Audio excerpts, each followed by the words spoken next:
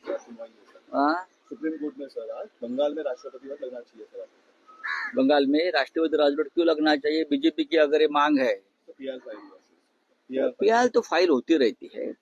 पश्चिम बंगाल में तृणमूल कांग्रेस के पास भारी बहुमत है। ये सरकार लोगों ने चुन कर दी है और वहां जो दंगे हो रहे हैं उसके पीछे भारतीय जनता पार्टी का हाथ है।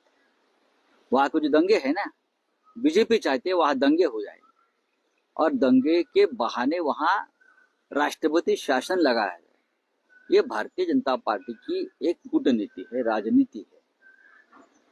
महाराष्ट्र में कुछ कारण नहीं था, राष्ट्रपति शासन लगा दिया, वो तो खिलौना बन गया है ना मोदी और शाह जी का राष्ट्रपति शासन का। मणिपुर में 3 साल के बाद लगाया, हजारों लोग मारे गए, सैकड़ों महिलाओं पर अत्याचार हो गए, तब नहीं लगा। राष्ट्रपति शासन उनके लिए खिलौना बन गया है।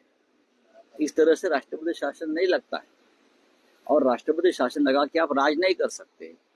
जो कहा है राहुल गांधी जी ने अमेरिका में जाकर, और सही है, ये देश में सभी काम गैर कानूनी तरीके से चल रहे हैं।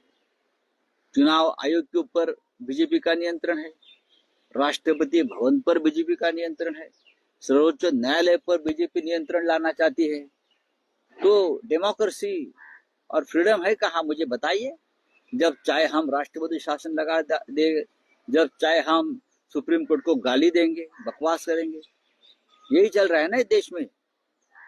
पिटिशन लेके आओ और दबाव डालो सुप्रीम कोर्ट के ऊपर, लेकिन सुप्रीम कोर्ट ये दबाव मानने को तैयार नहीं है। शिंदे आज राष्ट्रपति लगाने की बात कर रहे हैं। मणिपुर में उन्होंने बात नहीं की, पर बंगाल में वो लोग कह रहे हैं।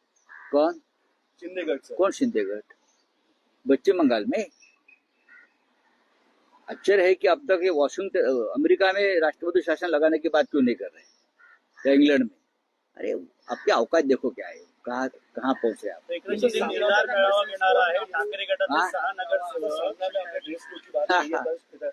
अगर ड्रेस कोड की बात की है तो ड्रेस कोड सबको लगे ना। मंत्रालय में जो मंत्री आते हैं उनको भी ड्रेस कोड लगाई। जो IAS IPS को ड्रेस है, IAS को भी ड्रेस कोड लगाई।